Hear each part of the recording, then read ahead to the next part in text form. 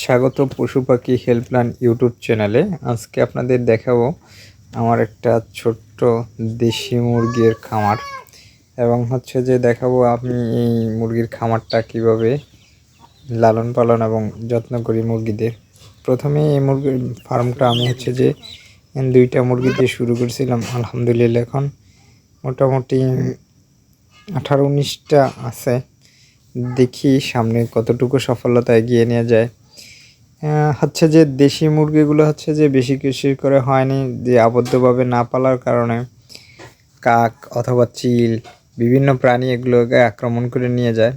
সেজন্য এখন আমি হচ্ছে যে চারদিকে সুন্দর করে জাল দিয়ে এবং একটা সুন্দর করে ছোট্ট একটা ঘর তৈরি করে সেই ঘরের মধ্যেই এগুলা লালন পালন করতেছি।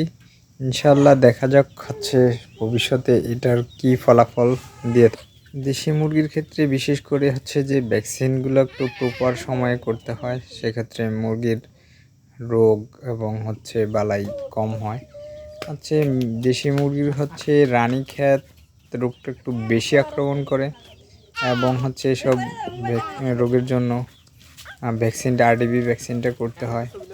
এবং হচ্ছে যে এগুলা একটু সস্তার খাবারের জন্য আমি হচ্ছে যে ভুট্টা, ধান এবং হচ্ছে যে এই গম একসাথে মিক্স করে ভাঙিয়ে একটু কম দামে সাশ্রয়ী খাবার খাওয়াই। এখন ইনশাল্লাহ আমার খামারে প্রায় 19টা মুরগির মতো আছে। তারপরে দেখা যাক ইনশাল্লাহ সামনে কতটুকু এগিয়ে নেয় যায়। পরবর্তীতে ভিডিওতে ইনশাল্লাহ জানিয়ে দেবো আপনাদের কতটা মুরগি হলো। সে পর্যন্ত সবাই ভালো থাকবেন এবং আমার চ্যানেলটাকে সাবস্ক্রাইব করতে ভুলবেন না। আজ এ পর্যন্তই, সবাই ভালো থাকবেন। আল্লাহ হাফেজ।